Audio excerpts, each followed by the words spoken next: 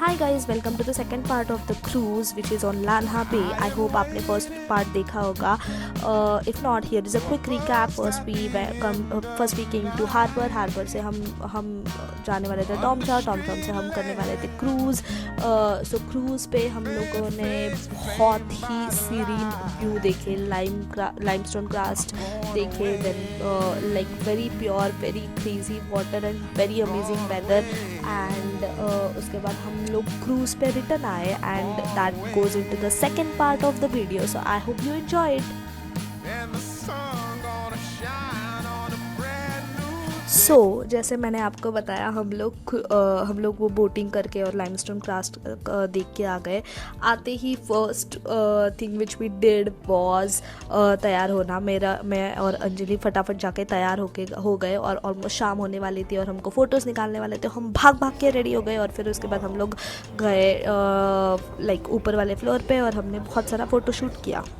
सो हाँ, basically as I told you, हम लोग फ़ोटो निकालने में थोड़ा बिजी हो गए थे, तो उस चक्कर में हम लोग हमारी जो नेक्स्ट एक्टिविटी थी which was cooking Vietnamese spring roll, उसके लिए हम थोड़ा लेट हो गए।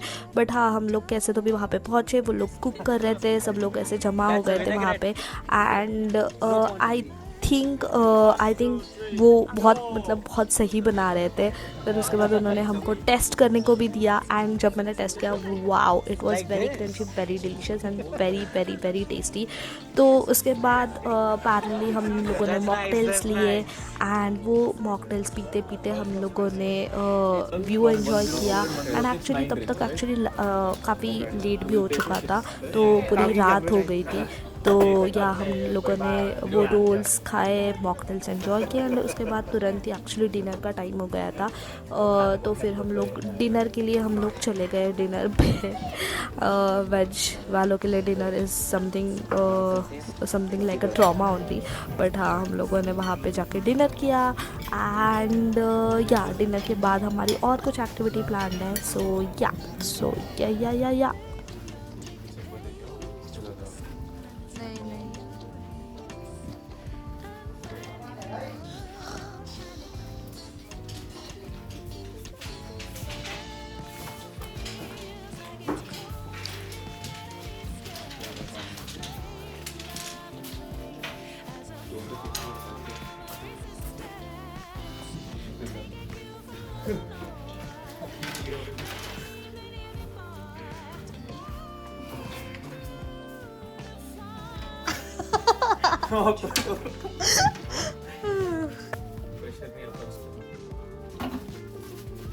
क्या फेंकना नहीं है तो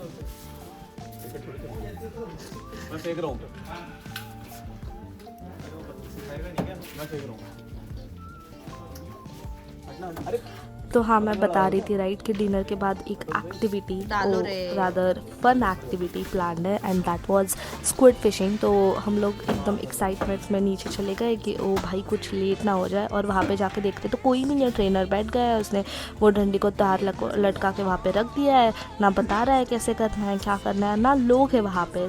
तो कुछ नहीं, हम जोरों शोरों से गए, वो लिया और हम ट्राई करें कि एक स्क्विड फिश आ जाए। मी एंड माई फ्रेंड्स बेचारे हम लोग ट्राई कर रहे और I think more than our हम लोग ट्राई कर रहे कि भाई एक तो भी स्क्विड फिश आ जाए, भाई इसमें थोड़ी ग्रुप की इज्जत ही रख दो। बट नहीं, एक भी फिश नहीं आई है एंड आई डोंट नो जो भी लोग कर रहे हैं वो कैसे कर रहे हैं। But I think it was very tough, I think so yeah. तो but it was a fun and new experience. So काफ़ी रात हो चुकी थी। उसके बाद हम लोगों ने काफ़ी ट्राई किया एंड उसके बाद हम लोग सीधा टेरेस पे चले गए।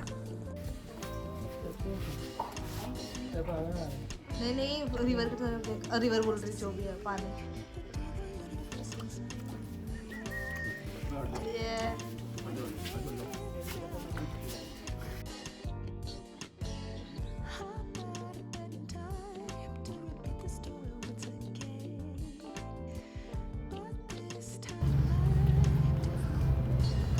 Good morning guys. क्रूज़ पर हमारा जो फर्स्ट नाइट थी वो एक्चुअली काफ़ी अमेजिंग थी। कल हमने लाना बे का ब्रेथ टेकिंग व्यूज़ एंजॉय किए, उसके बाद हमने क्रूज़ पे रिलैक्स किया इवनिंग में, फिर उसके बाद हमने काफ़ी सारी एक्टिविटीज़ में पार्टिसिपेट किया और अब शुरू हो चुका है हमारा ट्रिप का next day. So welcome to the next morning of cruise. So हमने सुबह सुबह हम जल्दी उठ गए थे, उसके बाद हम निकल पड़े थे एक इंटरेस्टिंग डेस्टिनेशन के लिए एंड उसका नाम है कैटबा आइलैंड। सो लान्हा बे और हैलोंग बे के बीच में सिचुएटेड है कैटबा आइलैंड।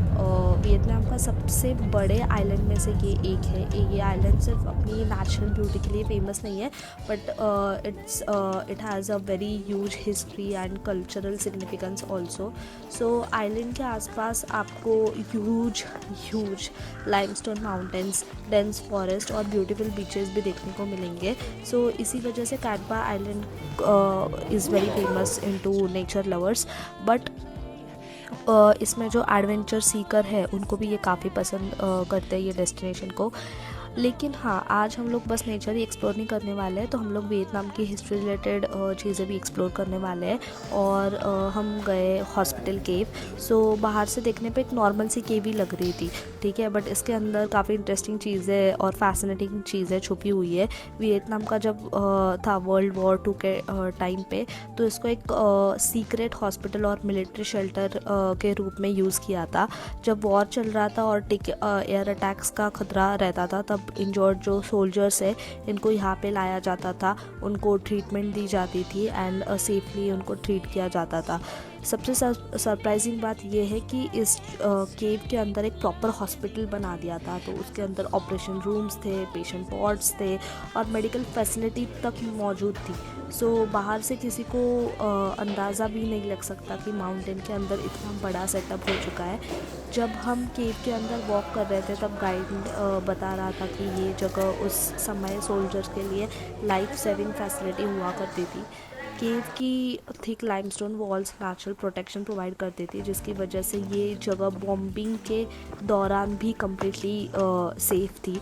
सो आज जब हम इस केव को टूरिस्ट अट्रैक्शन के रूप में देखते हैं तो इमेजिन करना भी मुश्किल लगता है कि कभी यहाँ पे डॉक्टर्स और नर्सेस लिमिटेड रिसोर्सेज के साथ लोगों की जानें बचाया करते थे और दिन रात काम करते होंगे। पर्सनली मुझे इस जगह की सबसे इंटरेस्टिंग बात ये लगी कि नेचर और हिस्ट्री दोनों का combination is this place.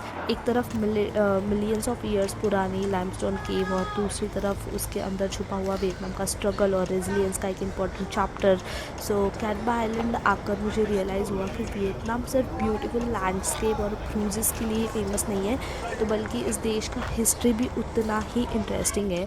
Hospital cave explore करने के बाद हम वापस क्रूज़ की तरफ रिटर्न करेंगे और फिर कंटिन्यू करेंगे अपना लाना बे एडवेंचर। तो चलिए देखते हैं आज हमारे दिन में क्या क्या एक्सपीरियंस करने वाले हम चीज़ें। सो हाँ, एज़ आई टोल्ड यू, हम लोग कैटबा आइलैंड से तुरंत ही क्रूज़ पे आ गए। क्रूज़ पे आते ही first thing which we did was हमने हमारा लंच किया एंड लंच एक्चुअली काफ़ी यमी था even for vegetarian people also. They tried to put lot many things. तो हमने जैसे ही लंच किया वैसे ही हम भाग के ऊपर चले गए क्रूज़ के टॉप फ्लोर पे। हमको थोड़ा व्यू एंजॉय करना था, that it was like because it was a early morning I think, so it was very peaceful. बाकी क्रूजेस हमको दिख रही थी तो हमने सोचा कि एक बार let's just try to hold that serenity, like let just see कि मतलब let just enjoy basically that peaceful scenario.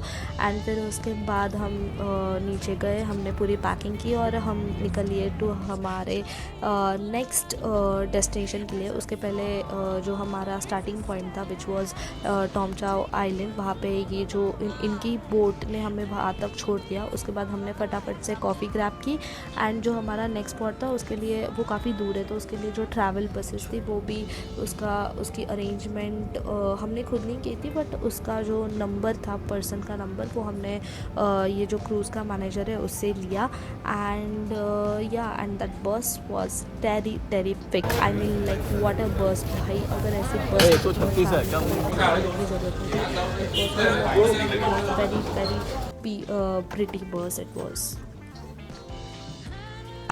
So yeah, that's it I think for this video. And या मैंने बस तो दिखा दी, मतलब हम लोग जा रहे हैं नेक्स्ट स्पॉट पे, एंड वो नेक्स्ट स्पॉट का वीडियो आएगा टू द नेक्स्ट वीकेंड. सो या I think let's just enjoy the video and let me know how did you find it. Thank you for watching. Bye.